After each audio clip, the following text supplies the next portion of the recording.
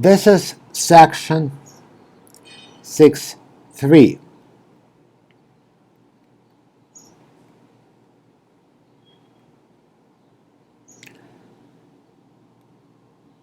This is all about possible generalizations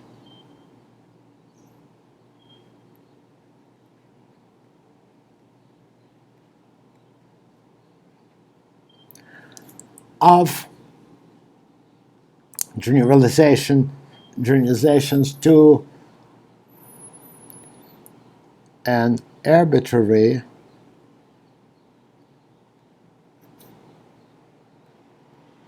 commutative ring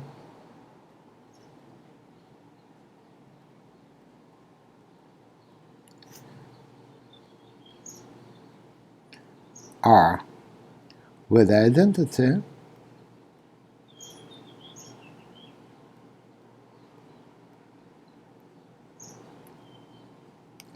of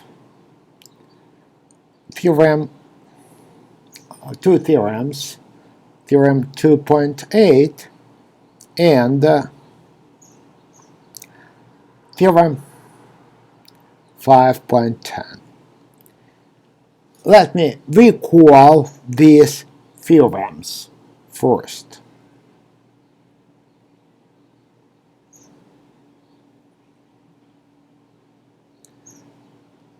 (2.8) and theorem 5.10.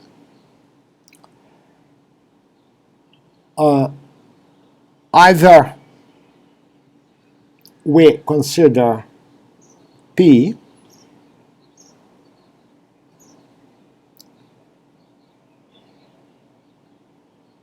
a prime, an integer which is a prime, or in theorem 2.8 we consider P an integer, or in theorem 5.10 we consider P a polynomial with coefficients in f, filled, non-constant,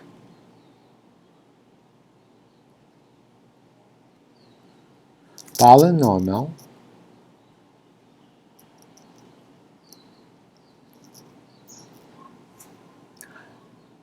with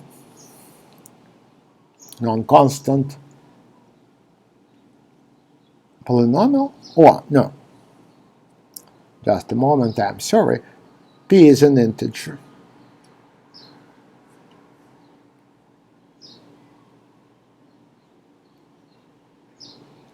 It will become prime in a moment.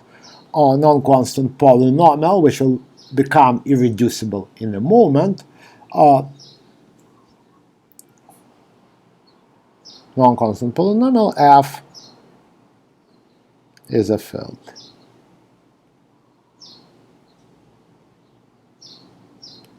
In both cases, I will try to write it parallel.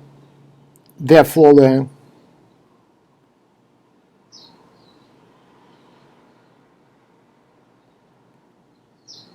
three conditions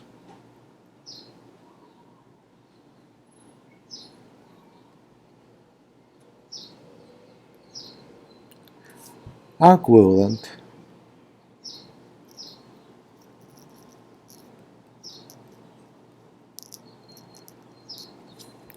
First, if P is a prime, P is an integer, the condition is P is prime. If P is a polynomial, then P is irreducible.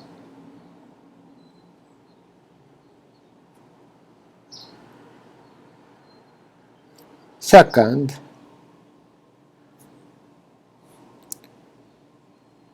Z mod P, which is same thing as Z as the quotient ring, Z modulo the ideal generated by P is a field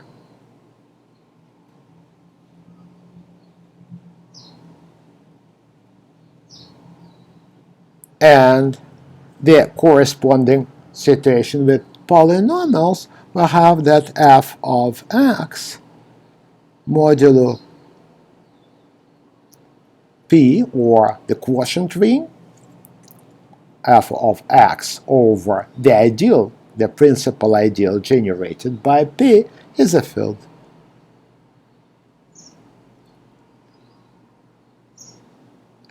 And the third condition is same ZP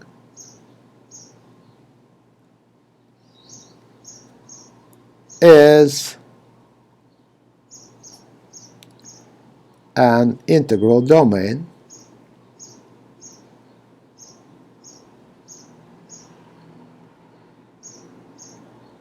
and in theorem 5.10 same quotient ring is an integral domain.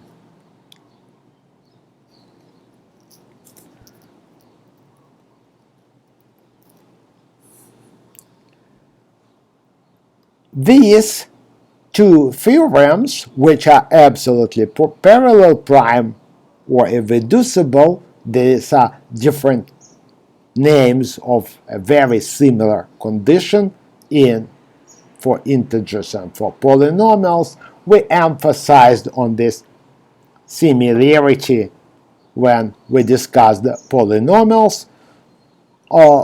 The quotient ring is a field, the quotient ring is an integral domain. That nice theorems are available for a certain class of rings, of commutative rings with identity. So both Z and the ring of polynomials belong to a certain special class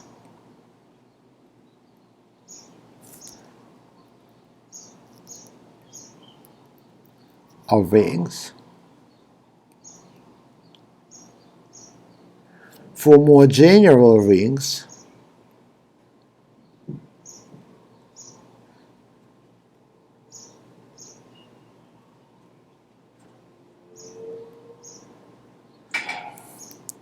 such a theorem fails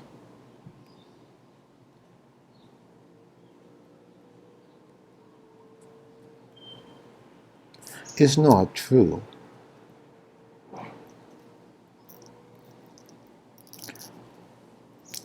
That is because, roughly as you know, not every integral domain is a field.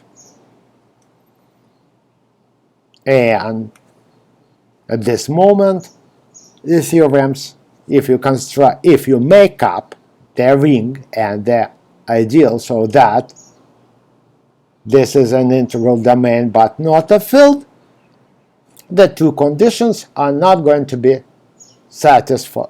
So 2 and 3 are not equivalent. We will try to generalize that for more general rings, and there is a subtlety. There are two ways to generalize these theorems.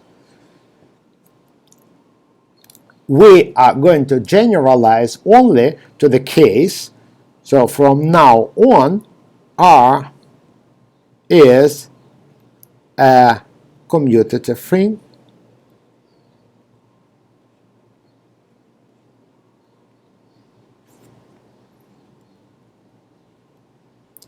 with identity.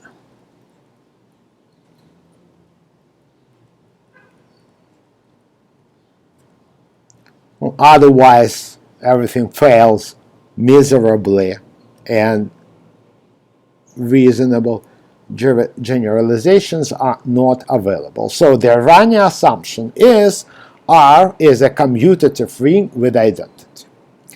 Now, what we are trying to generalize is the condition that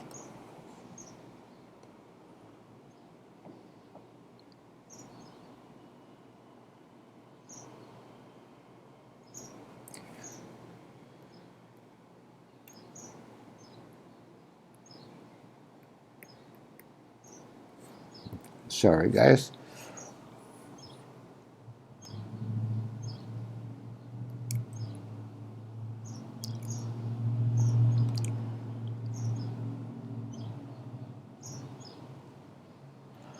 We are trying to generalize the condition here that the ideal is the P is prime or irreducible. We are trying to generalize that for arbitrary rings when the ideal is not necessarily principal. So we are so we want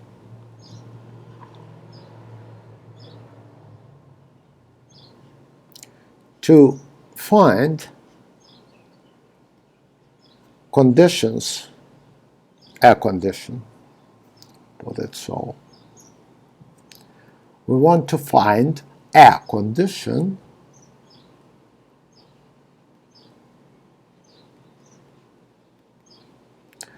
on an arbitrary ideal,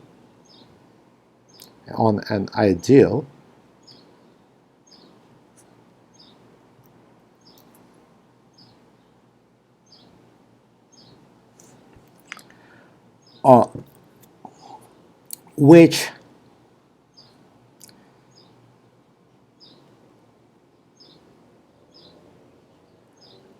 is analogous, which is an analog of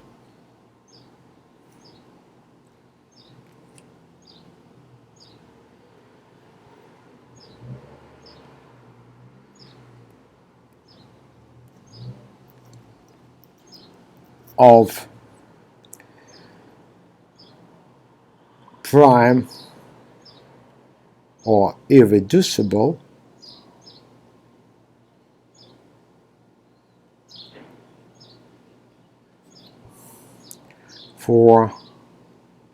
of being prime or irreducible for the generator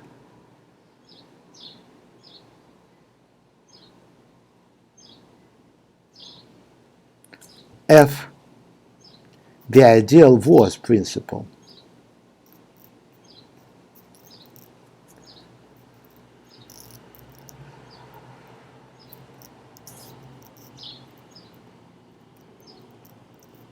And there are two ways to do that.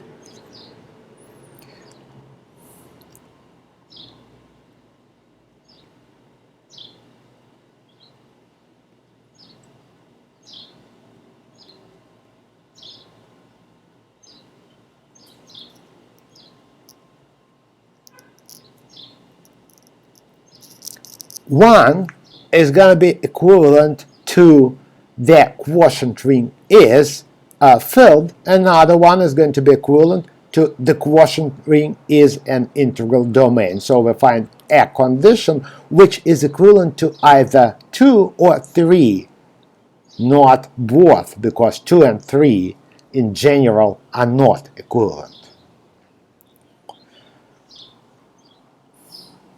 The first way starts with a definition. An ideal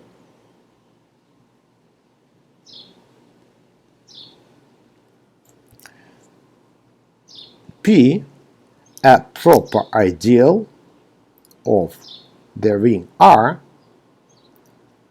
not the whole ring, is said to be prime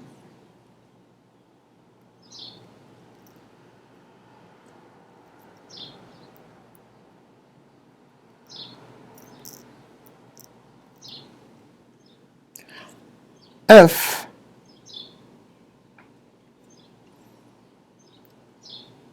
BC, a product, belongs to the ideal, implies B belongs to the ideal or C belongs to the ideal, or both.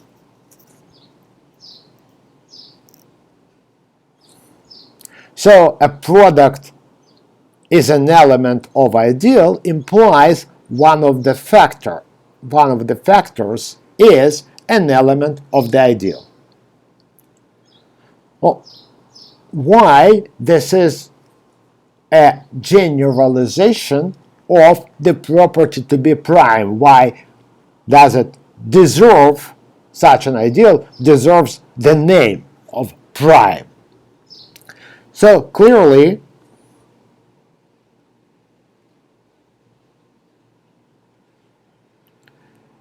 for a prime,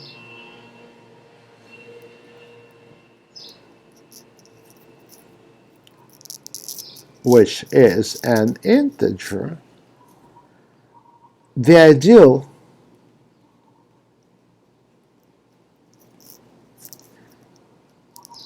generated, the principal ideal generated by P, is prime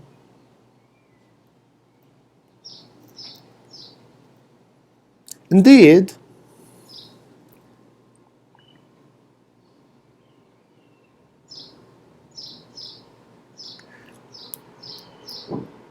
BC, the product of two integers, belongs to this ideal. Means that, what is this ideal? This ideal is all multiples of P, all integer multiples of P. So it means BC is an integral multiple of P. Other way to say that is P divides BC.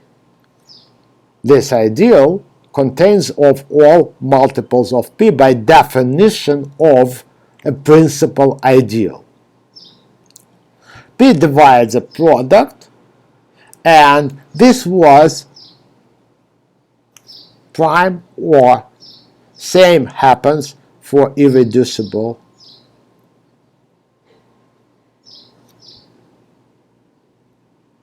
I will do it simultaneously. So, anyways, this is same thing. And now from here, we either go for Z with theorem 1.5, or if it is a prime integer, we use theorem 1.5. If P is an irreducible polynomial, in the case of polynomials, we use theorem 412b. Both theorems were used when we proved the fundamental theorem of arithmetic in this or that field. These were more or less key facts leading us to the fundamental theorem of arithmetic. So either this theorem or this theorem implies, using either this theorem or that theorem, P divides BC implies P divides B or P divides C, or both.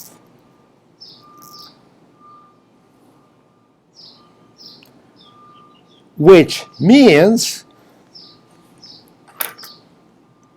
P divides B means B belongs, that is,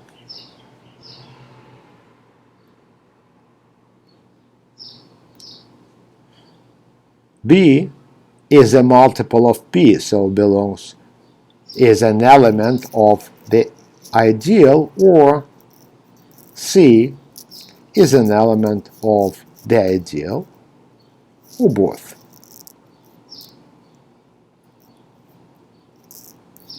Thus, indeed, for an ideal, which is not necessarily in these rings, not necessarily a principal ideal, still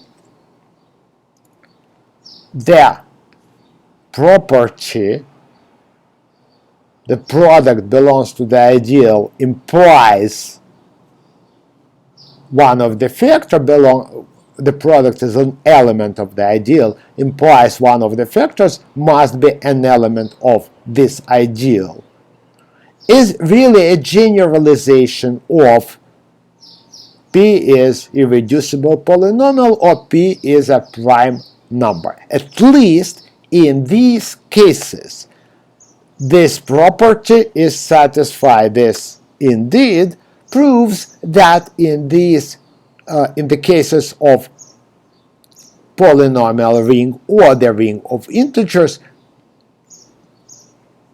the ideals generated by a prime integer or an irreducible polynomial satisfy the property to be a prime ideal.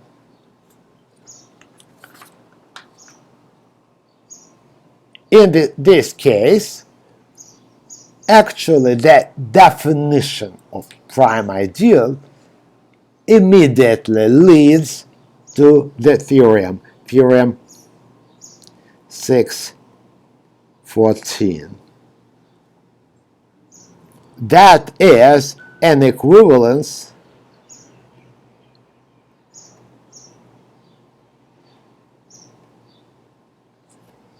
of 1 and 3.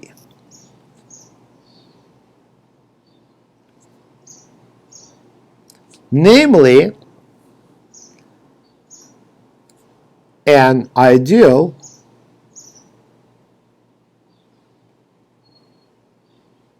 P in a ring R is prime if and only if the factor R, the quotient ring over P, is an integral domain.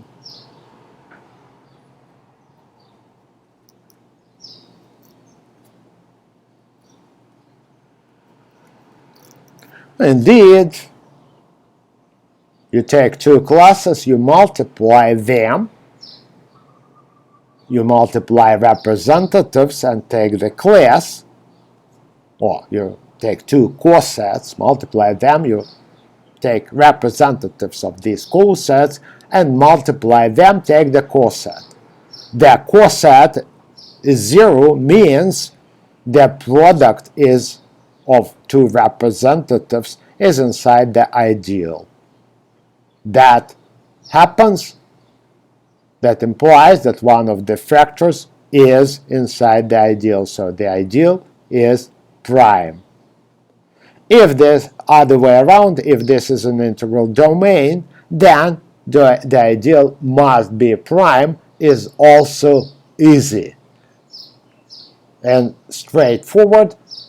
Please look at the details in the book. I just wanted to emphasize that the definition of an ideal to be prime is made up in a way such that the quotient ring is an integral domain. Here is an example which shows that for a prime ideal,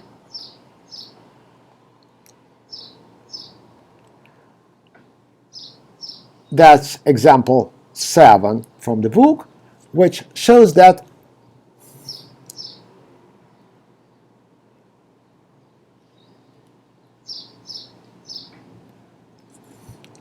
are the quotient ring for a prime ideal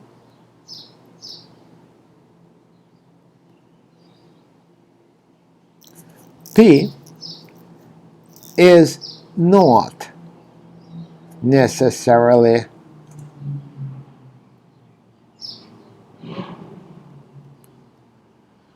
a field.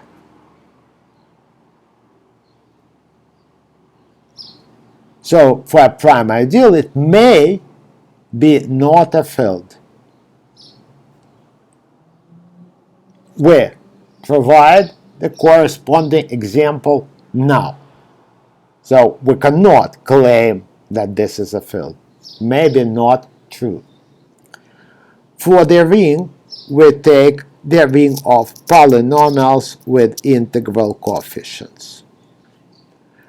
And for the ideal, we take the principal ideal generated by x. This is an element of the ring. We have a principal ideal generated by this element. So there are two claims to make. First claim, the ideal P is a prime ideal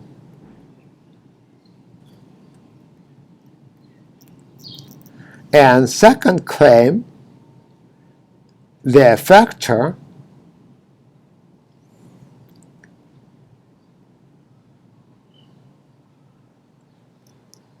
is not a field.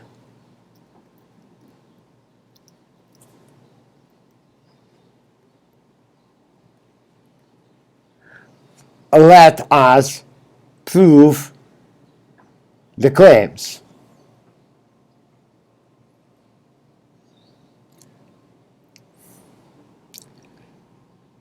Proof of the first claim that the ideal is prime. Assume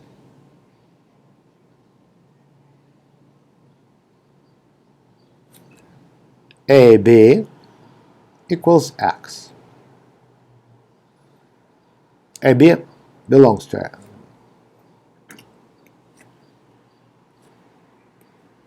Assume that AB is an element of x. That is,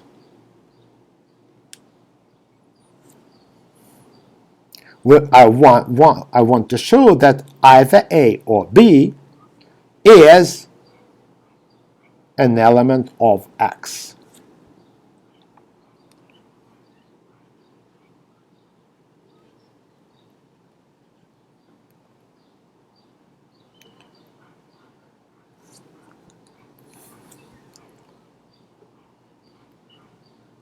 Or B is an element of x. Here A and B are polynomials, elements of the ring R, which are polynomials with integral coefficients. So we can rewrite that. This is a principal ideal, so AB is a multiple of x. Here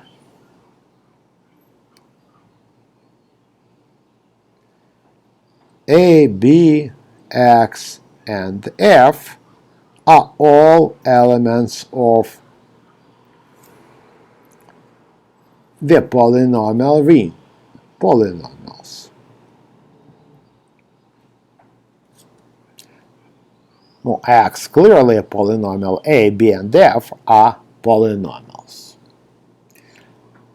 So we have an equality of two polynomials. Two polynomials are equal, then induced functions are also equal. Other way around, maybe not true, but this way it is true. So we can easily, for the equal polynomials,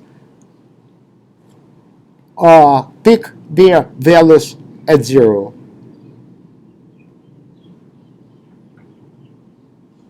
make simply x equals 0. For a polynomial, the value of 0 is the constant term. So we obtain a of 0 times b of 0 equals 0. And these are constant terms of the polynomials.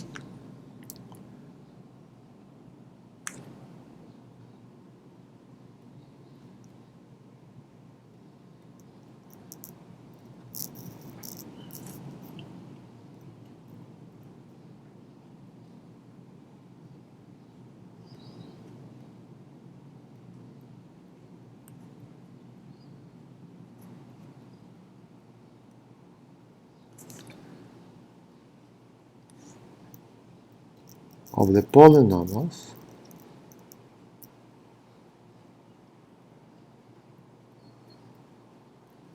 A and B correspondingly.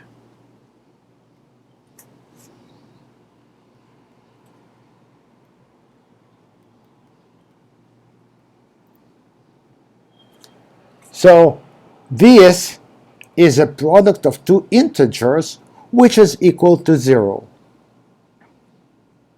These are integers a of 0 and b of 0. We know for sure that a product of two integers is 0 implies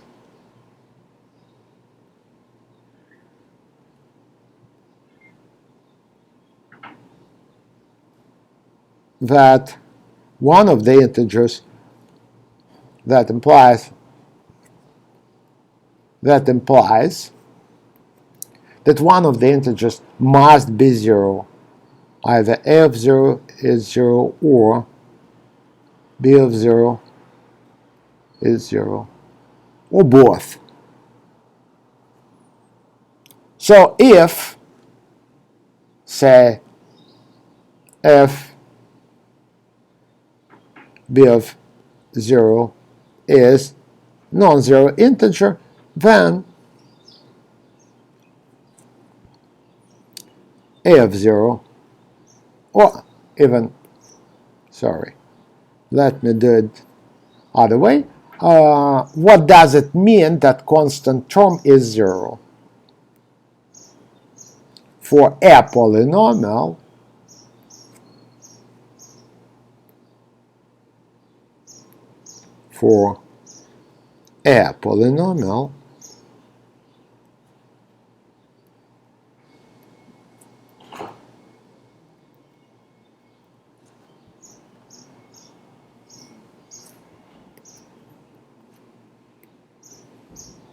C 0 plus dot dot dot plus Cn x to the n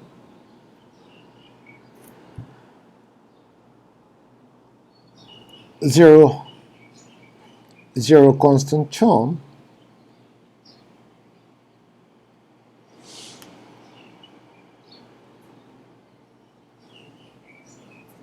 implies either the polynomial is altogether 0,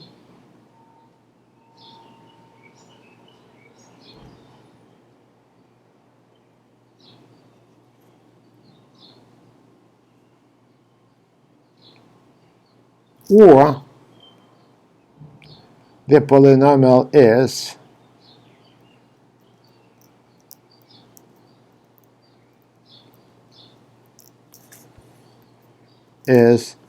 x times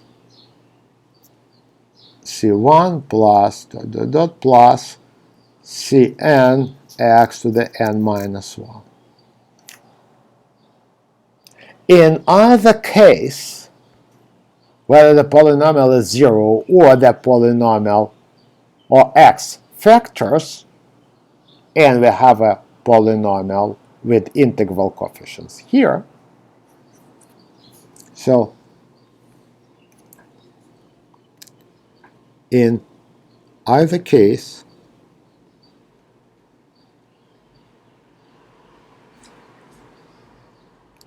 C0 Cn x to the n is an element of X, provided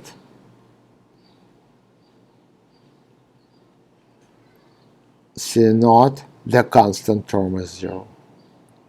And we see that this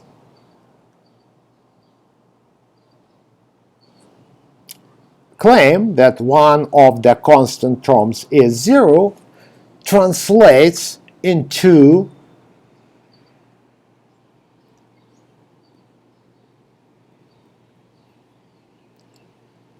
either A, the polynomial A, is an element of the ideal, or the polynomial B is an element of the ideal, or both. Well, I've proved this way that if AB belongs to the ideal, then one of the factors must belong to the ideal. That is, the ideal P is prime. The ideal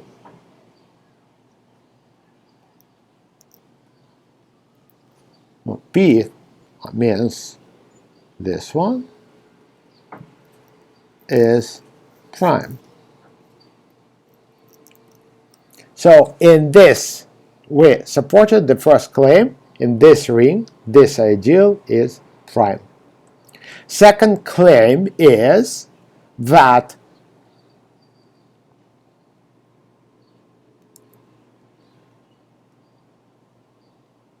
the polynomials modulo this ideal is not a field. Why it is not a field? Because I will claim that this is isomorphic to Z, and this is not a field.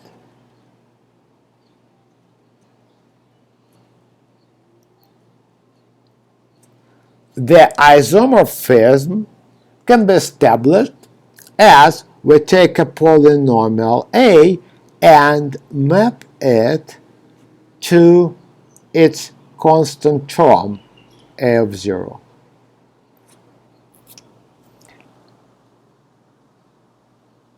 This is clearly, so this is the constant term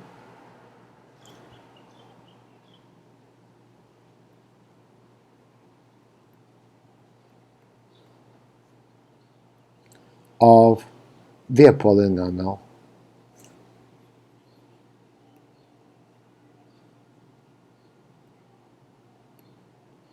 A.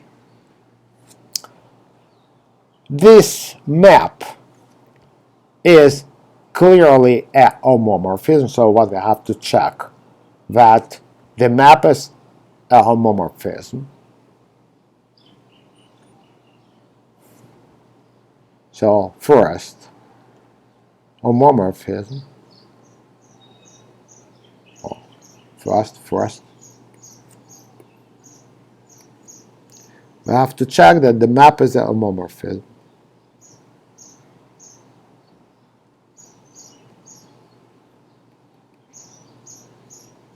Oh, indeed, you denote this map from this to that by f, and check that when you add polynomials, their constant terms add. When you multiply polynomials, their constant terms multiply. That's it. The map is a homomorphism. That's easy. Secondly, you check that the kernel of this homomorphism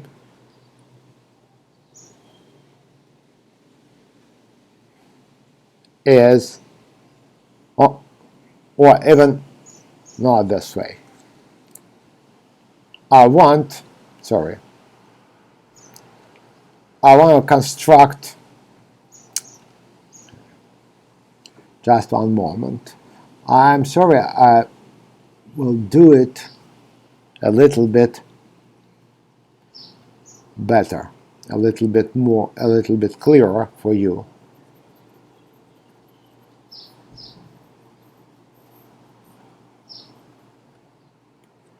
You construct it this way. You let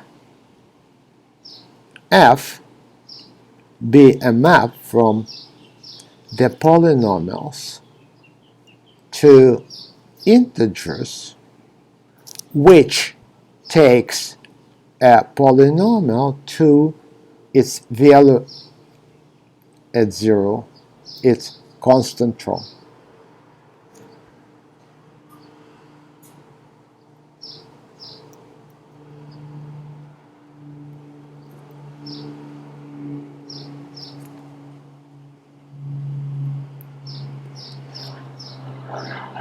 Now you check that this map is a homomorphism,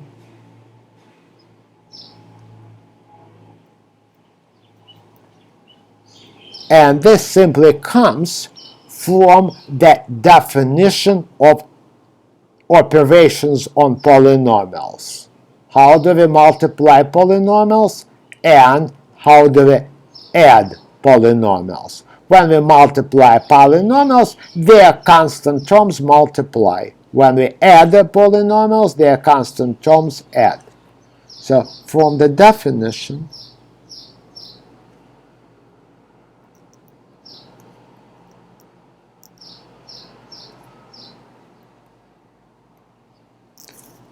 of the operations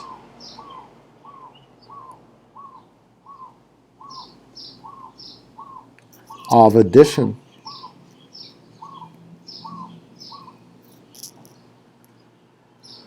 and multiplication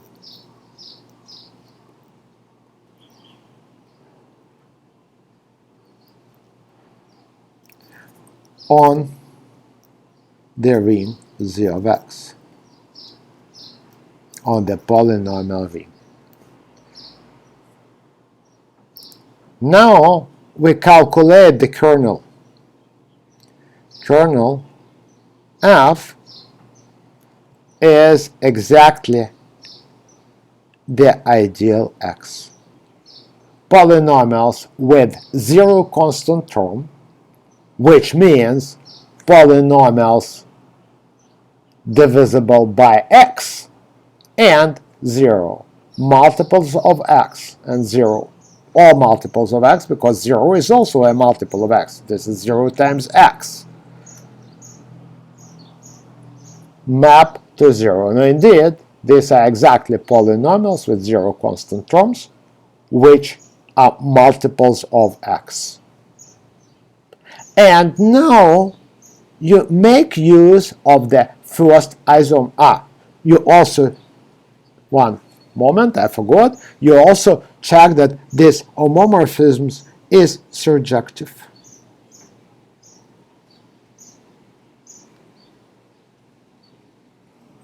That's pretty clear. We do have polynomials with any constant term. Any integer is a constant term of a polynomial. Of many polynomials, in fact, but we need only one, and that's going to be, for example, the constant polynomial with this integer itself is a constant polynomial which maps to this integer. This integer is a constant polynomial, and the constant term of the constant polynomial is still this same integer. The map is surjective. And now you use the first isomorphism theorem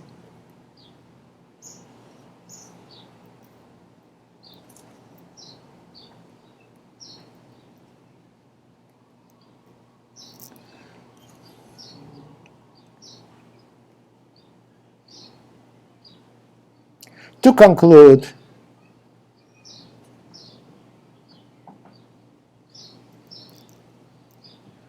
you see, you have a surjective homomorphism, you know the kernel, so you know the image. The image is the ring quotient over the kernel, and that is isomorphic to the image. That's it. And that is definitely not a field. In this way, we introduce the notion of prime ideal, proved for a prime ideal. The notion I did not prove that, but that is very straightforward. The definition of a prime ideal was coined in a way such that this is true. If this is not clear, please have a look at the proof of the theorem in the book. And we showed that we indeed cannot do better. For a prime ideal, the ring may be not, the quotient ring may be not a field. The definition of prime ideal is coined so that the theorem is true, but at the same time is justified, the name prime, by a direct analogy with the principal ideal generated by a prime number in the ring of integers, or by irreducible polynomial in the ring of polynomials with their coefficients in a field.